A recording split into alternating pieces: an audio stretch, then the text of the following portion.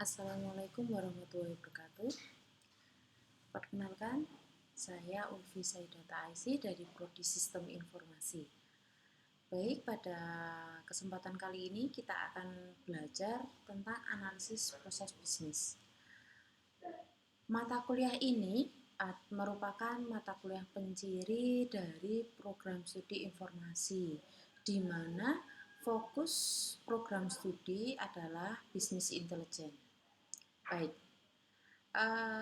kita lanjutkan. Nah, pernahkah Anda menggunakan aplikasi Gojek?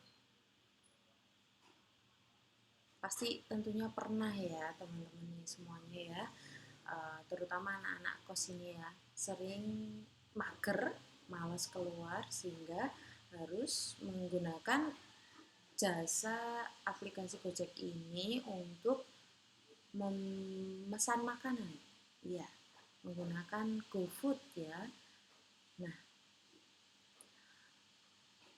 bagaimana cara memesan GoFood? Pasti hafal semuanya ya. Langkah pertama, teman-teman semua akan membuka aplikasi Gojek, kemudian memilih menu GoFood, setelah itu memilih makanan atau mencari makanan yang diinginkan, kemudian memilih restoran, memilih makanan, banyaknya makanan ya. Terus kemudian teman-teman akan menentukan lokasinya di mana akan dikirimkan makanan itu. Setelah itu, teman-teman akan diminta untuk mengkonfirmasi makanannya itu mau dibayar menggunakan GoPay atau tunai atau yang lainnya begitu. Nah, setelah diklik maka aplikasi Gojek akan mengirimkan pesan terhadap restoran tersebut, sehingga di restoran tersebut akan mengkonfirmasi pesanan teman-teman sekalian. Setelah itu aplikasi Gojek akan mencarikan driver untuk mengantar makanan pesanan tersebut ke tempat kalian. Setelah makanan itu sampai, maka driver akan mengklik selesai sehingga akan muncul notifikasi di aplikasi teman-teman semuanya apakah driver mengirimkan makanannya dengan baik ya. Teman-teman akan diminta untuk memberikan rating ya di situ. Kemudian teman-teman juga akan diminta untuk memberikan penilaian terhadap makanannya tersebut ya, terhadap restorannya. Nah, dengan demikian teman-teman juga tanpa sadar telah melakukan analisis proses bisnis ya, meskipun belum tahu analisis proses bisnis itu apa, bagaimana caranya, tapi dengan barusan kita menganalisis bersama bagaimana cara memesan GoFood menggunakan aplikasi Gojek ya, memesan makanan ya, itu kita sudah melakukan analisis proses bisnis. Oke, di sini definisi analisis proses bisnis itu sebelumnya analisis proses bisnis terbagi menjadi 3 kata, yaitu analisis, proses, dan bisnis. Kita mulai dari analisis dulu. Analisis atau analisa ini adalah suatu kegiatan yang dimulai dari proses awal di dalam mempelajari serta mengevaluasi suatu bentuk permasalahan case yang ada. Jadi, di dalam suatu perusahaan atau suatu kegiatan itu pasti ada prosesnya, ada sebuah subproses, ada suatu kegiatan-kegiatan dari awal hingga akhir, sehingga di situ akan terbentuk atau menemukan suatu permasalahan. Selanjutnya kita masuk ke dalam proses. Nah, proses ini adalah urutan pelaksanaan, jadi harus urut dari awal hingga akhir, di mana di dalamnya itu bisa saja ada waktu, ruang, keahlian, atau sumber daya lainnya, di mana dari hasil proses tersebut menghasilkan suatu hasil. Nah, proses di sini itu membutuhkan input dan menghasilkan sebuah output. kita lanjut ke definisi bisnis.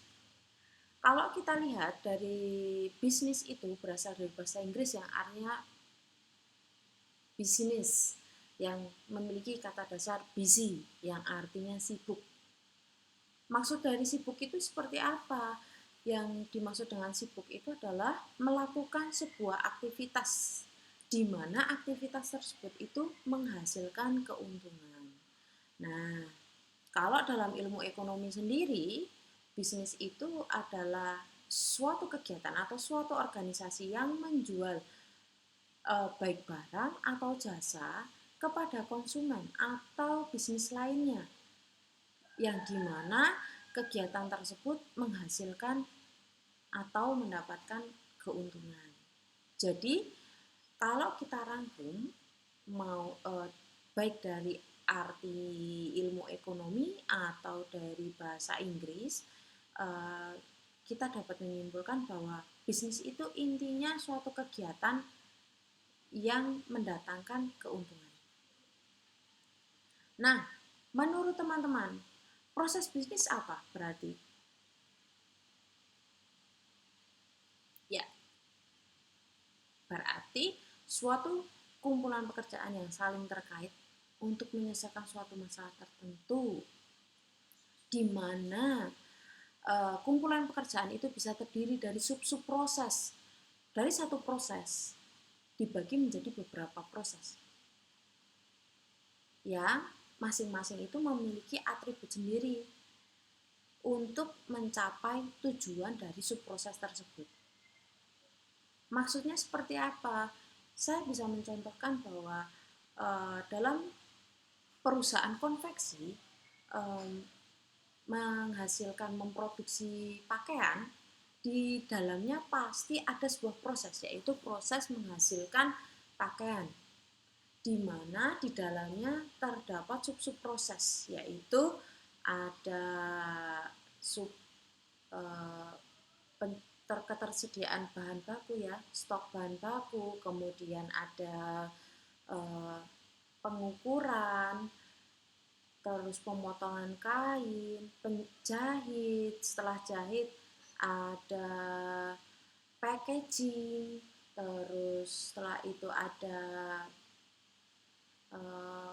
pengepakan ya, langsung dikirimkan kemana ya, pemasaran, masuk ke pemasaran, seperti itu.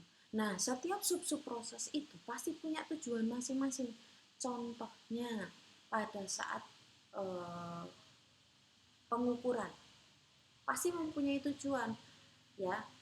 Pemotongan itu, pemotongan kain akan dipotong sesuai dengan ukurannya, mau ukuran S, M, L, dan lain sebagainya. Tujuannya seperti itu. Jadi setiap sub proses itu memiliki tujuan. Sedangkan setiap setiap proses tersebut, setiap subproses itu akan tujuannya merujuk ke super prosesnya, tujuan utamanya, yaitu menciptakan atau menghasilkan pakaian. Jadi, analisis proses bisnis itu melibatkan pemetaan proses dan subproses di dalamnya hingga tingkat aktivitas. Begitu. Baik, kita masuk ke aspek-aspek bisnis. Yang pertama, aspek bisnis ya, di situ kita bisa lihat. Yang pertama ada kegiatan individu dan kelompok. Jadi maksudnya bagaimana bisnis itu bisa dilakukan oleh perorangan atau kelompok. Kelompok itu minimal 2 orang, ya. Mau 2 orang, 3 orang, banyak orang boleh. Nah, bisnis itu seperti itu sifatnya. Yang kedua, penciptaan nilai. Di sini bisnis didirikan untuk memenuhi kebutuhan yang mencakup penciptaan kegunaan. Nah, apa saja yang diciptakan? Bisa bentuk, tempat, waktu, kepemilikan. Kemudian yang ketiga ada penciptaan barang dan jasa. Bisnis itu bisa menghasilkan barang atau jasa. Contohnya yang menghasilkan barang. Tadi saya sudah mencontohkan eh, pabrik konveksi ya, yang jasa tadi yang pertama kali Gojek itu bergerak dalam jualan jasa. Yang terakhir, yang keempat, ada keuntungan melalui transaksi, yaitu setiap bisnis itu tujuannya adalah keuntungan. Jadi transaksi yang di situ pasti menghasilkan keuntungan. Nah, menurut teman-teman, mengapa kita perlu menganalisis proses bisnis? Jadi, alasannya itu ada tiga. Yang pertama, memperkuat posisi perusahaan. Yang kedua, mengantisipasi masalah. Yang ketiga, mengetahui kelemahan perusahaan. Memperkuat posisi perusahaan yang dimaksud di sini adalah analisis dilakukan terhadap sebuah perusahaan itu tujuannya untuk memperkuat posisi. Kan sama-sama pabrik konveksi.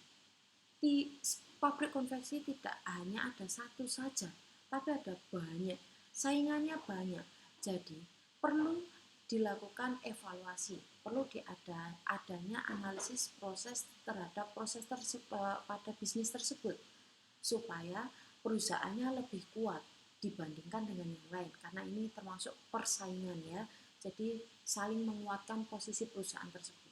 Bagaimana akan terus eksis seperti itu. Yang kedua, mengantisipasi masalah. Jangan menunggu ada masalah baru dianalisis. Tapi alangkah lebih baiknya analisis dilakukan sebelum terjadi ada masalah.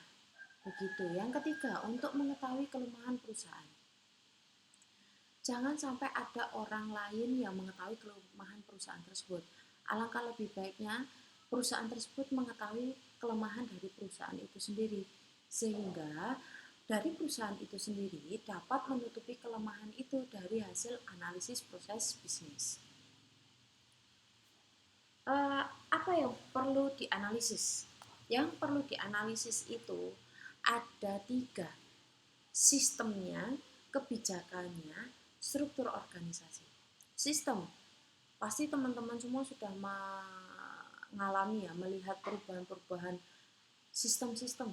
Contohnya, saya nggak akan jauh-jauh aja. Sistem yang teman-teman pakai Gojek ya biasanya, itu untuk pesan makanan sebelum pandemi tidak ada menu ambil di tempat atau pick up ya.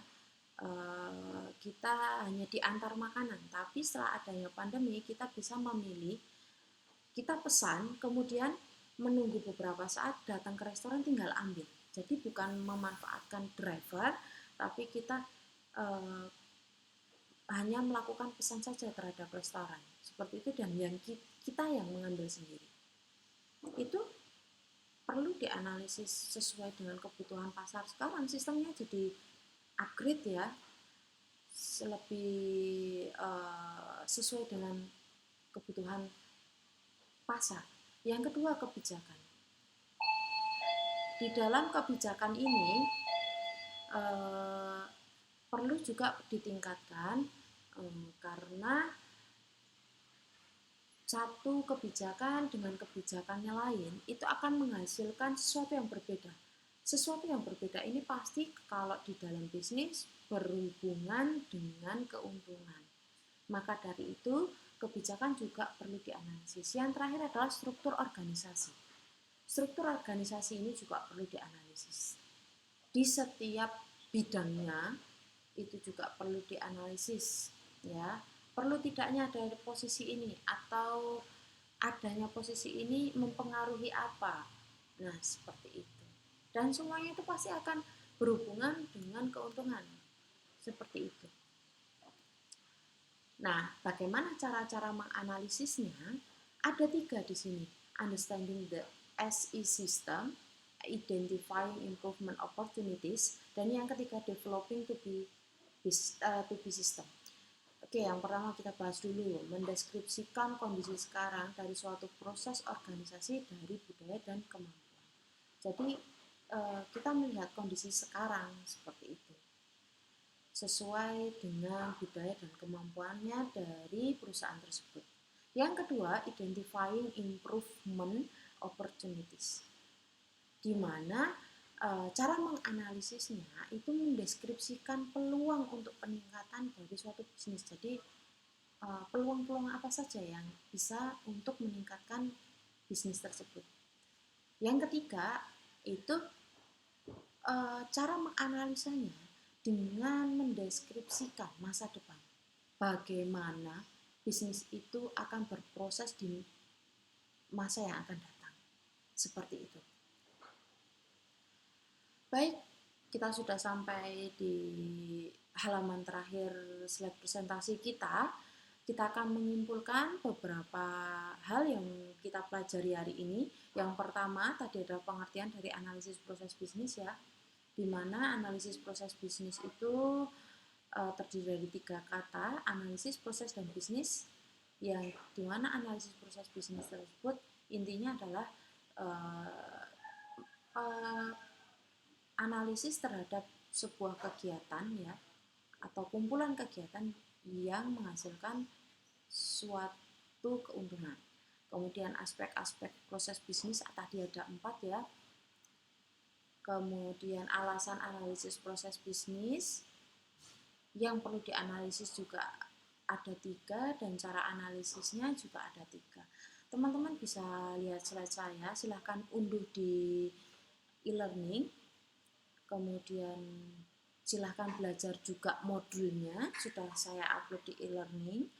Setelah itu teman-teman silahkan lakukan diskusi terhadap tugas yang saya upload ya.